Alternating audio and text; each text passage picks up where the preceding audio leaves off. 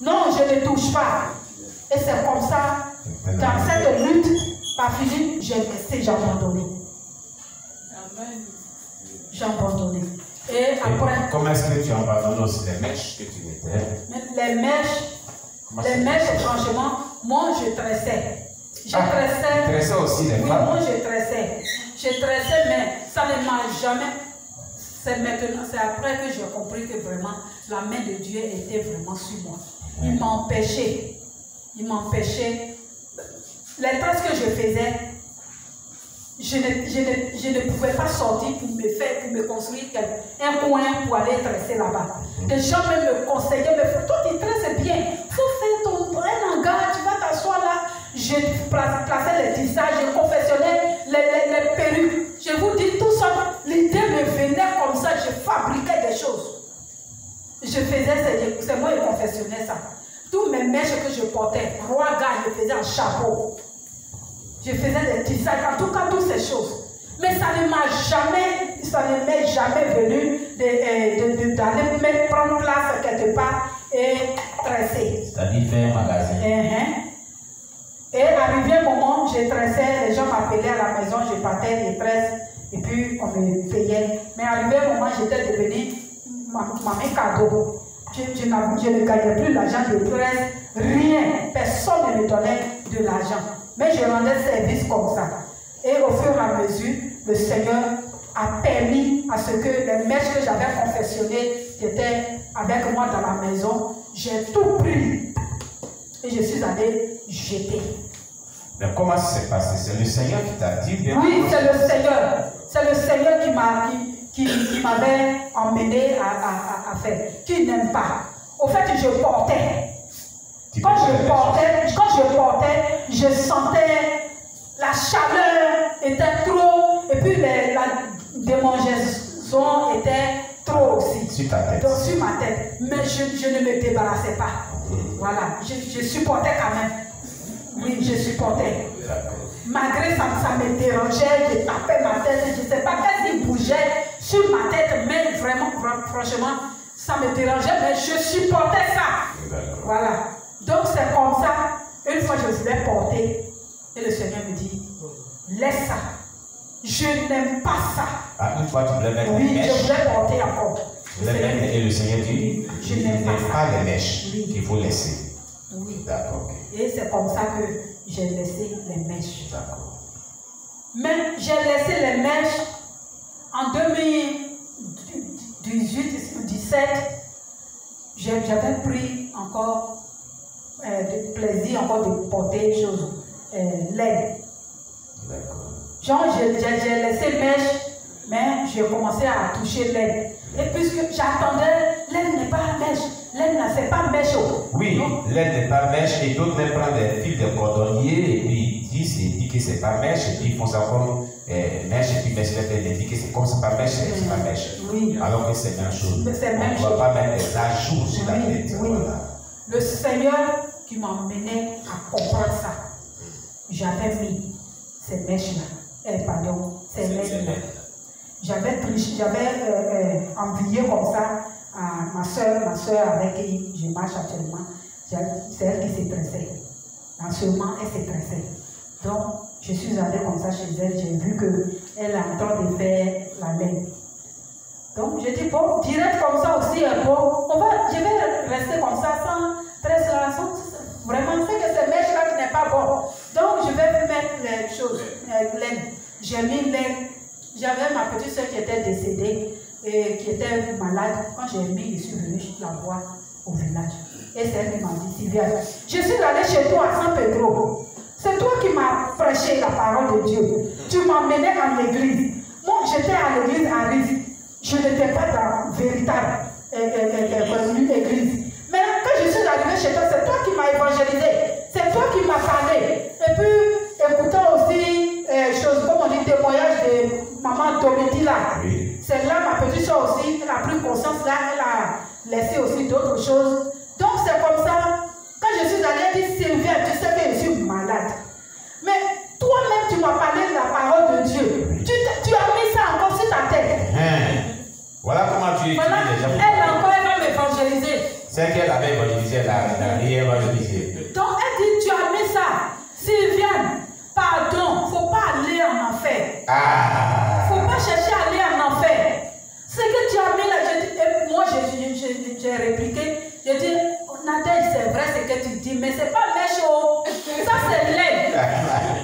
C'est laid. Vous voyez, pardon, tu vas continuer. Vous voyez, comme on l'a dit dans Job 33, verset 14 à 18, Dieu parle cependant tantôt d'une manière, tantôt d'une autre, mais l'on n'y prend point garde. Cette pétition lui dit, c'est toi qui m'as évangélisé. Ce que tu as mis sur ta tête là, ça t'a envoyé en enfer. Oui. Et elle a raison pour lui, c'est pas méchant. Plusieurs des sœurs raisonnent comme cela. Elles disent que, comme on dit c'est mèche, elles mettent plus mèche. Elle fait des tresses avec les filles. Elle nappe les cheveux. Elle fait des nappes. Les coiffures qu'on appelle nappies, mais il se passe nappies. Ou bien elles prennent des filles, des cordonniers, là, elles font ça comme genre mèche, et puis c'est ce qu'elles mettent sur la tête. Tout ça, ce sont des ajouts. Le Seigneur n'aime pas ces choses. Voilà. Tout ça fait partie des tresses.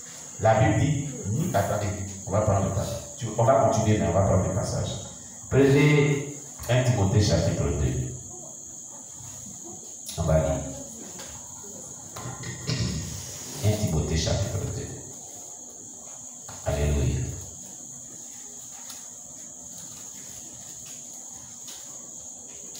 Nous sommes à la première partie de son témoignage. Il aura la deuxième partie et pourquoi pas la troisième partie parce qu'elle a expérimenté beaucoup de choses.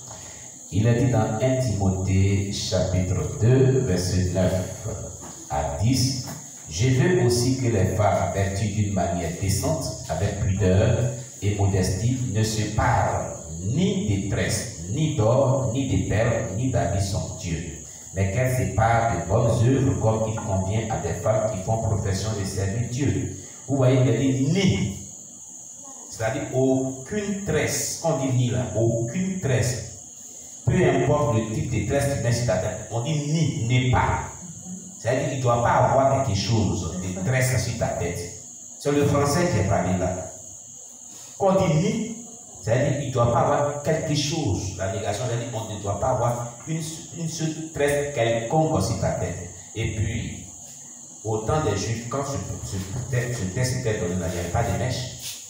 Qui vous a dit qu'il y avait mèche? Il n'y avait pas de mèche. Est-ce que les mèches, là, ce n'est pas maintenant de notre terre qui s'est venu? Ça veut dire qu'il y avait des formes de tresses que les gens mettaient sur la tête. D'autres même nattaient les cheveux. Et les proches, c'était des tresses. Ni des tresses, ni des tresses. C'est-à-dire qu'on ne doit pas avoir des tresses sur ta tête. Tu dois tenir tes cheveux simplement. Dieu vous bénisse.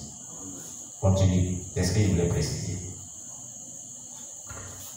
Maintenant, ta visite en enfer, comme tu l'avais dit. Voilà, on ne va pas sauter, c'est parti. Donc, c'est comme ça. Une fois, les démons, je ne sais pas si j'ai été emmené par un ange. Parce que je me trouvais dans ce train, je me retrouvais dans un train. Oui, oui. C'était un songe. Toujours, oui. Voilà. Un songe, dans mon songe, j'étais avec un ange je me trouvais avec lui dans un train. Et on partait à une grande vitesse. Une grande vitesse. Et je vois que j'atterris dans une forêt, dans la boue. Il y avait la boue là. J'atterris là. Et je me voyais seul. Quand j'étais dans le train, j'étais avec l'ange. Mais quand j'ai atterri là, j'ai vu que j'étais seul. Je suis resté seul. Et j'ai commencé à crier. C'est-à-dire l'ange t'a quitté. Oui, l'ange m'a quitté. Oui. Et il n'y avait plus personne. Donc j'ai demandé, j'ai dit, mais où est celui donc avec qui je suis venu? Je suis seul ici. Il m'a laissé seul ici. Et j'attendais dans la forêt, j'attendais des bruits qui faisaient vraiment des bruits de serpents. Le sifflement des serpents. Oui, oui. Comme quoi?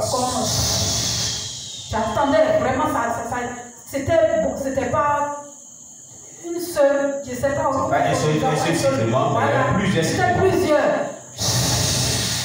En tout cas, j'attendais comme ça. Oui. Et j'ai commencé à avoir peur. Je vois dans la forêt, je vois un homme qui était en pantalon, mais qui n'était pas habillé de haut. Et cette personne, il ne sait pas ce qu'il allait prendre, mais il est revenu à sa sortie de la forêt. Quand il venait vers moi, vraiment, ce n'était pas cette personne que j'avais vue. Il est venu vers moi, une beauté vraiment. Il était beau, je ne sais pas comment il faut décrire. Il était vraiment beau. Sa beauté n'a pas de comparable. De comparaison. De comparaison. Oui, vas-y.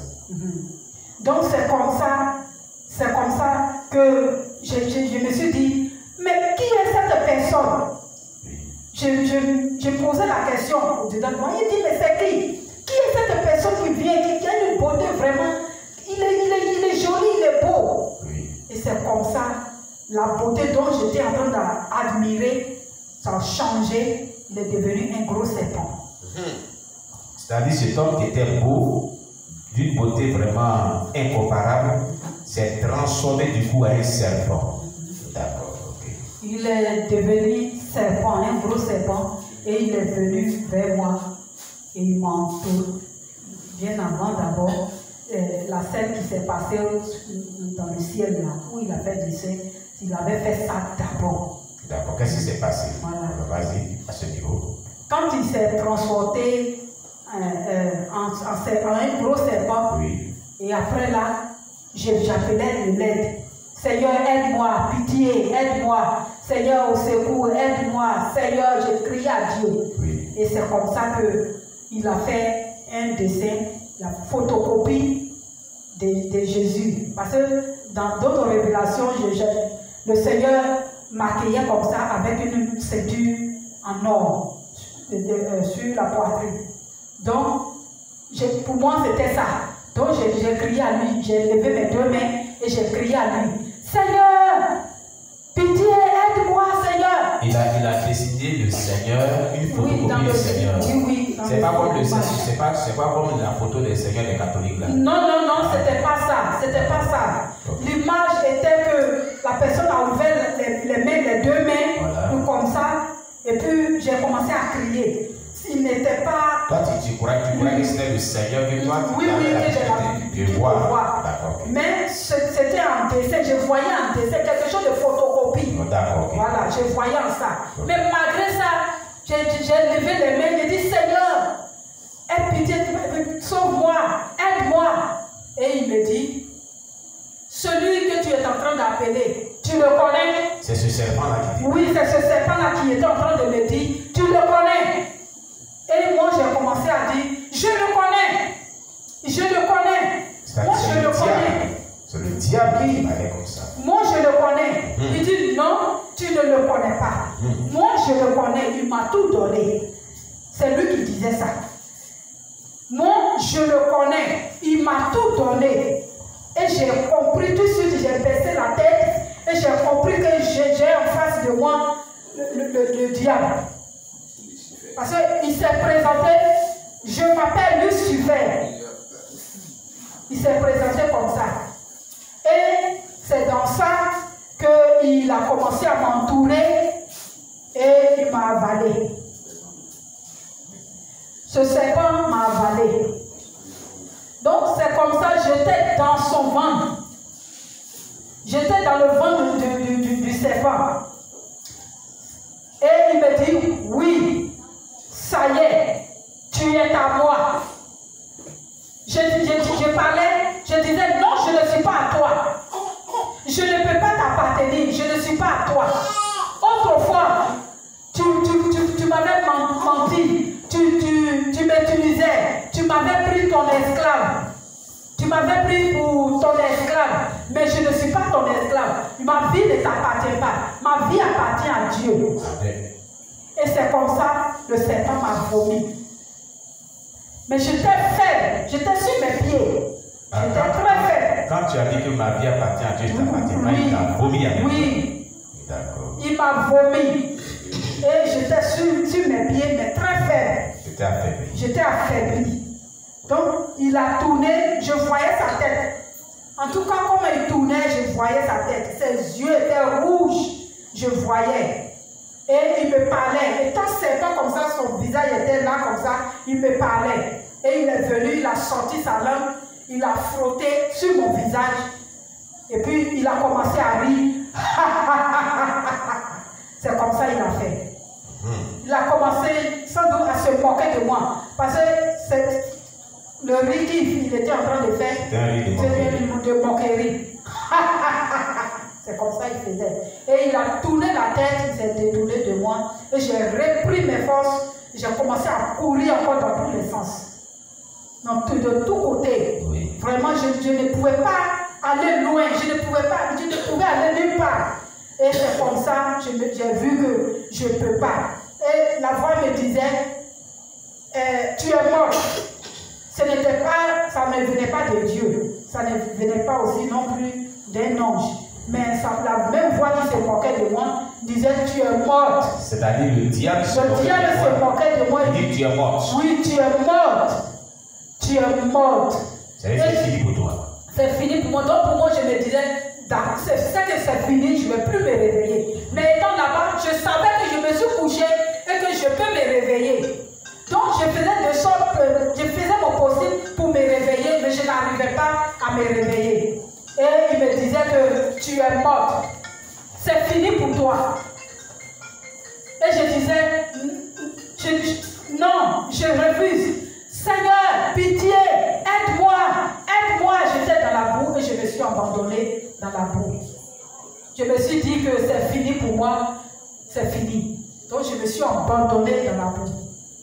Et c'est comme ça que je continuais toujours à crier et j'ai dit une parole. J'ai dit, Seigneur, j'ai crié à Dieu, Seigneur, je reconnais que j'ai péché. Et c'est en ce moment que 2 anges sont venus me chercher.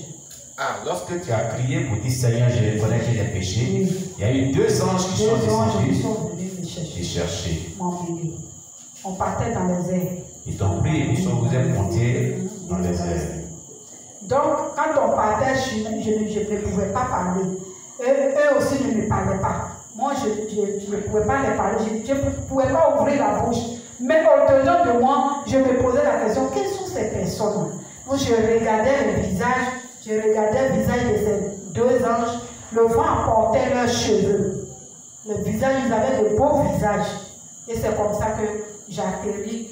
On m'a descendu devant le Seigneur. Ah, d'accord. Et quand on m'a descendu, oui, sur le champ, je suis tombé. Parce que, étant devant le trône du Seigneur, tu ne peux pas te garder, ne même pas te prosterner. Donc, je me suis prosterné. Franchement, ça m'est venu de me prosterner. Et je me suis prosterné pour dire. Tu ne peux pas t'arrêter.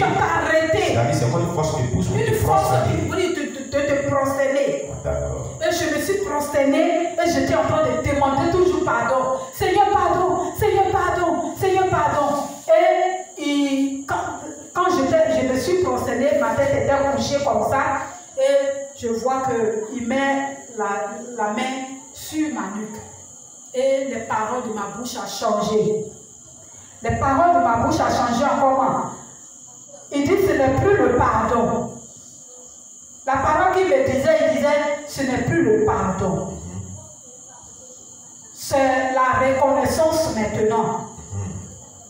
Comment dire? Le merci. Tu dois maintenant dire merci. Et c'est comme ça les paroles sont parties. C'est ça, je multipliais. Seigneur, merci. Seigneur, merci. Seigneur, merci. Merci. Je suis resté sur le merci. Amen. Après, ça n'a plus continué plus. Je me suis réveillée. Et maintenant encore, l'autre visite en enfer, là, m'a emmené pour les défrisages les boucles d'oreilles. Je n'avais pas parlé hier, mais je vais parler. Je voulais un peu sauter. Pour les boucles d'oreilles, comment le Seigneur aussi enlevé, je me suis entêtée. Je ne portais pas les boucles d'oreilles, rien, mais je me suis entêtée de m'acheter une petite boucle d'oreille. Beaucoup se disent aujourd'hui que peut-être les grandes boucles d'oreilles, c'est ça qui amène l'homme en enfer. Que petite boucle d'oreille, ça ne fait rien. Non. Oui, attends, je vais continuer. Comme le disait mon épouse un jour, quand j'étais aux assemblées de Dieu, les pasteurs des assemblées de Dieu disent comme ça que Ne mettez pas les grosses boucles d'oreilles comme des païennes, mais vous prenez les petites boucles d'oreilles. Comme s'il y a petit péché, il y a grand péché. Je ne comprends pas ce langage, moi. Voilà, continue. Donc c'est comme ça, j'ai payé un petit bout d'oreille plaqué. J'ai payé un soir. Et je me suis couché avec le lendemain.